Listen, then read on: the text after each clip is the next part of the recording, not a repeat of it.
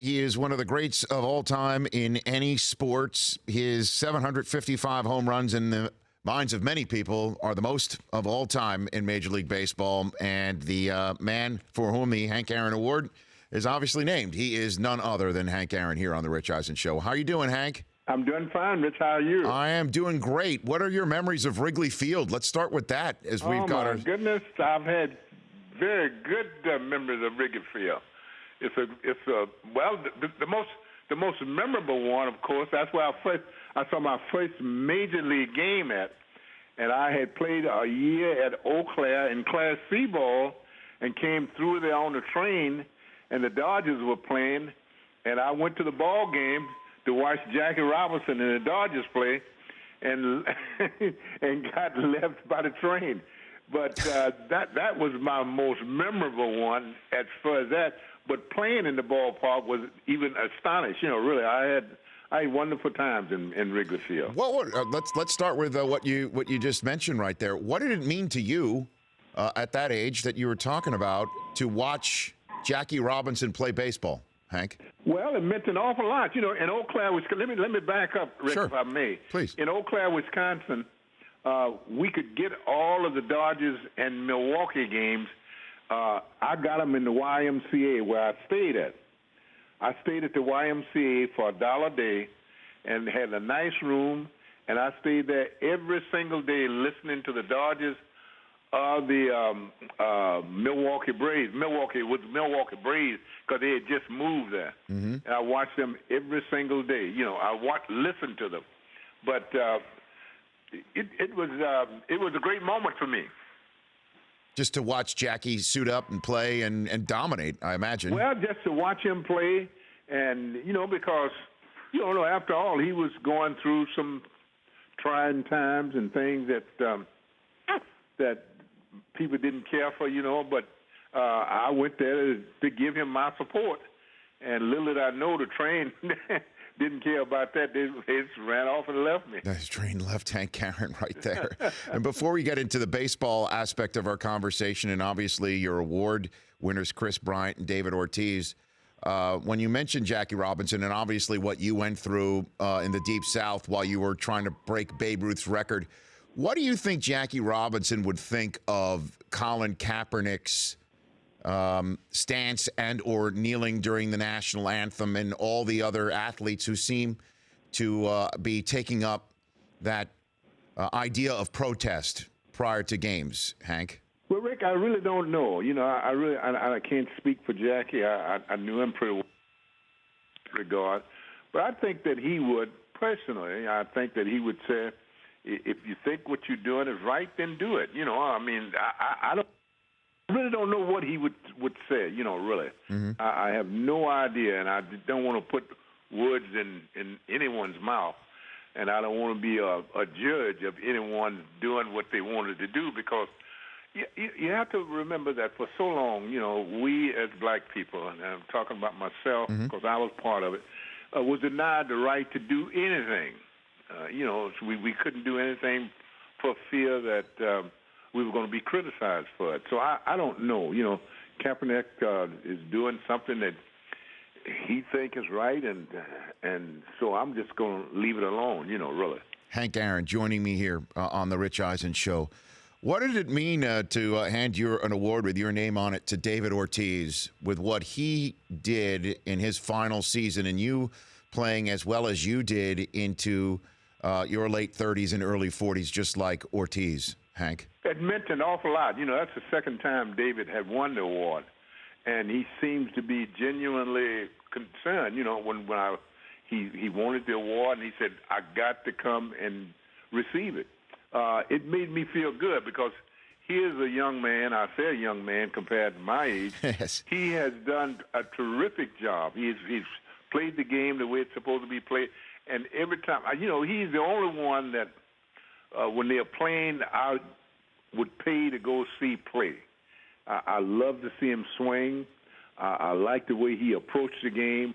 I like that the way he wanted to win, and he's concerned about the game. You know, after he won the award, and for all night long, he and I talked, and he knew an awful lot about hitting. Really, I think he'll make a very good hitting coach for some teams.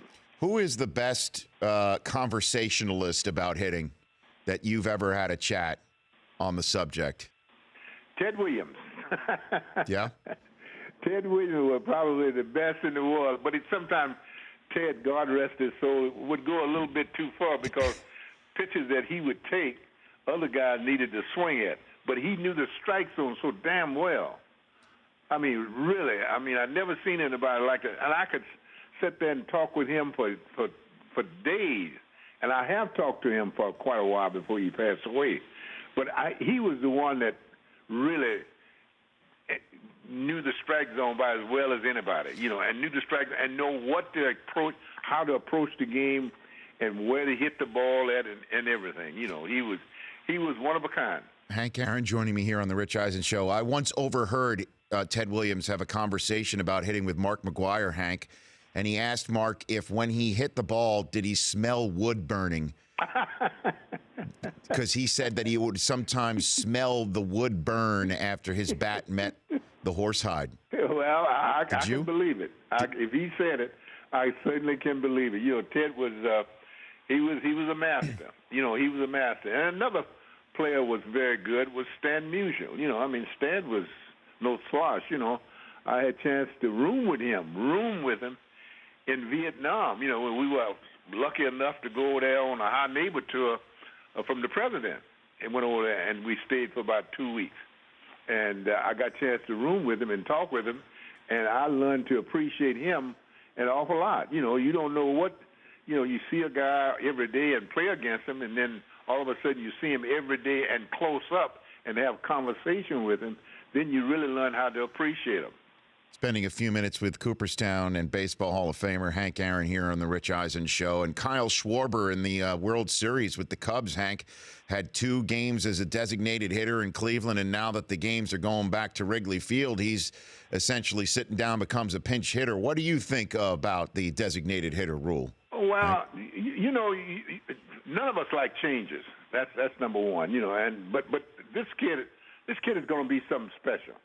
I watched him play, and hell, he got 3 or 4 hits over there in the series that they just finished against Cleveland, and of course, I guess you have to look at it from the standpoint of what the Cubs expect from Jason Hayward, really, and Jason being a very good friend of mine, I know him very well. I knew him when he was with the Braves here, but the thing that I think about Jason right now, I really need to talk with him. I don't want to further his mind up right now, but somehow I think when he got hit by that pitch ball, it's still in the back of his mind, really, and I just feel sorry for him because he is a much better ball player than what he's really shown so far in these last 3 or 4 games with the Cubs, but the kid that